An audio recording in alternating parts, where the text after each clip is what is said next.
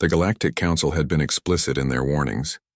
Humans were not to interact with Krell juveniles under any circumstances. The species was apex predation incarnate, six-limbed hunters with chitinous armor, serrated mandibles, and a documented history of consuming 63 lesser species into extinction. Their young were considered especially volatile, driven by instinct rather than reason until their third molt. Nora Chen had nodded politely during the briefing, signed the xenobiological hazard waiver, and promptly ignored every word. The colony ship Perseverance had crashed on Krell 4 3 weeks ago. Of the 200 human settlers, only Nora and 16 others survived. They huddled in the wreckage's cargo bay, rationing protein bars and waiting for a rescue that might never come. The Krell, territorial and ruthless, patrolled the jungle outside. At night, their hunting calls echoed through the valley, clicks and shrieks that froze human blood.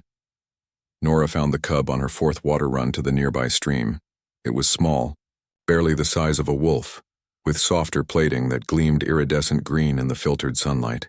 One of its middle limbs was twisted at an unnatural angle, clearly broken.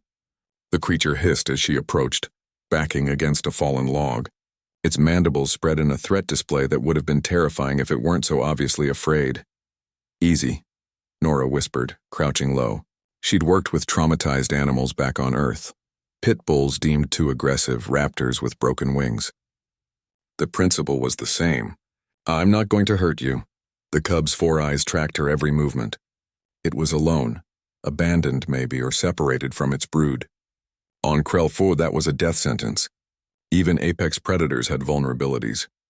She returned the next day with a medkit and the last of her dried meat. The cub was still there, weaker now.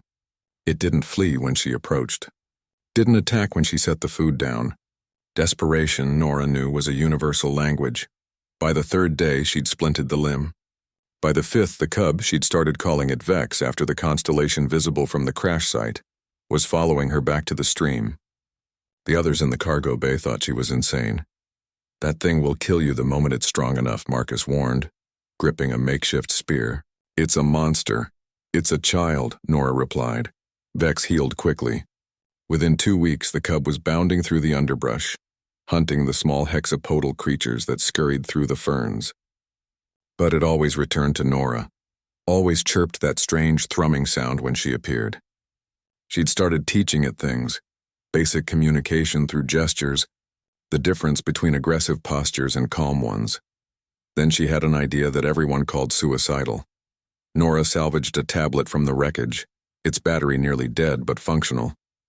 She pulled up a basic drawing application and sat with Vex by the stream.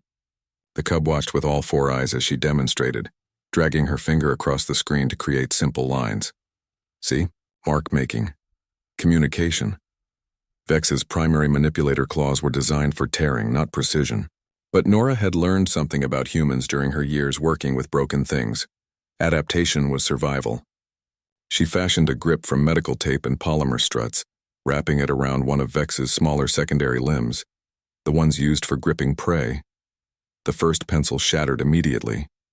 So did the second and third, but humans were stubborn, and apparently, so were Krell cubs.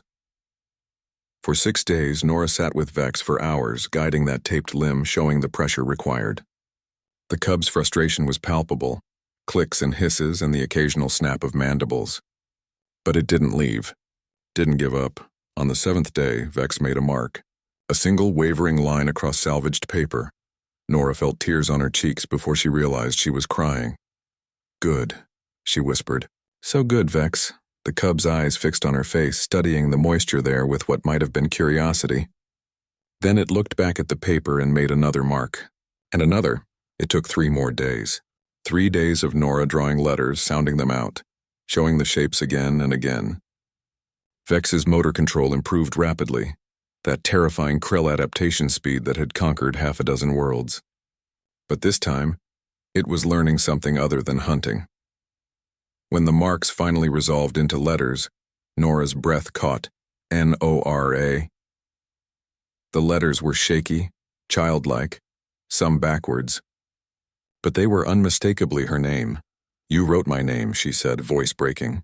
"Vex, you wrote my name." The cub thrummed that sound again, deeper now. It tapped the paper with its free claw, then touched her arm with surprising gentleness. Recognition. Gratitude. Connection. The rescue ship arrived 2 days later. Alliance military bristling with weapons. They'd tracked the crash site and were prepared for hostile Krell encounters. What they found instead was a human woman sitting by a stream with an adolescent Krell, both bent over a piece of paper. The captain aimed his plasma rifle. "Step away from the alien, ma'am." "No," Nora said simply. Vex's posture shifted, protective now, placing itself between Nora and the soldiers. A low growl emanated from its thorax. "Ma'am, that's a Krell. They're Category 9 hostile." "That's Vex," Nora interrupted. "And Vex is coming with us." The standoff lasted 17 minutes. It ended when Nora handed the paper to the captain. He stared at the shaky letters, then at the cub, then at the human woman who'd survived 3 weeks on a death world by teaching a predator to write. "This is going to cause a diplomatic incident," he muttered. "Good," Nora replied. 6 months later, the Galactic Council convened an emergency session. The human representative presented footage of Vex, now in a specialized education program on Earth, learning mathematics and xenobiology alongside human children. The Krell ambassador watched in silence as the juvenile, once destined to become another conquering warrior, solved complex equations and wrote essays about interspecies cooperation. "You gave them language," the ambassador finally said, all 4 eyes fixed on the human delegation. "You gave them the tools to become more than instinct." "We gave them a choice," Nora replied from the gallery, Vex seated beside her, a modified stylus in its grip. "Isn't that what intelligence really is?" The Krell ambassador looked at his own people's history of conquest, at the species they'd consumed, at the cycle of violence that had defined them for millennia. Then he looked at the cub who'd learned to write a human name before learning to kill. "Yes," he said quietly, "perhaps it is."